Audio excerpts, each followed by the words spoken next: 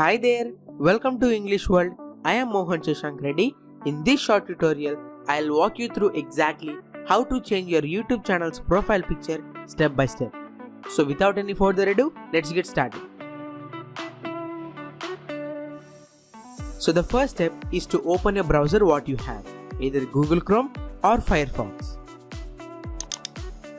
And then you should head over to the search engine which is at the top. Here you should type youtube.com and then you should click here. You see this one.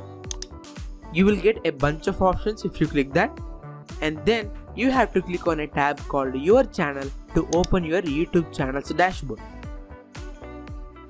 Click on the customize channel. You should click on branding. Here you will get three sections: picture, banner image, video watermark. I'll make separate videos for these two sections. So to get the videos, what you should do?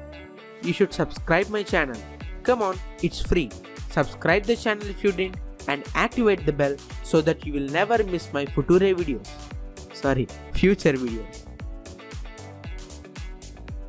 So to change your YouTube channel's profile photo, you should head over to the profile section and click on change to change it, and it pops your device data selection folder. Go wherever you have the new profile picture. In my computer, I have my new profile picture that I want to change on pictures folder. You see, this will be my new profile photo. I'll select the picture, and you should remember a few things here. There are some ratios for the best profile picture. Actually, the profile pictures should be in the ratio 1:1 or square ratio. My new profile picture has dimensions as 500:500. Don't worry, I'll make a video on how to create a logo for your YouTube channel soon. Wait for that. So after selecting the new profile picture, click on open. You may see a panel like this where you can resize and crop the profile picture. If your profile picture is not aligned properly, resize it by using these tools.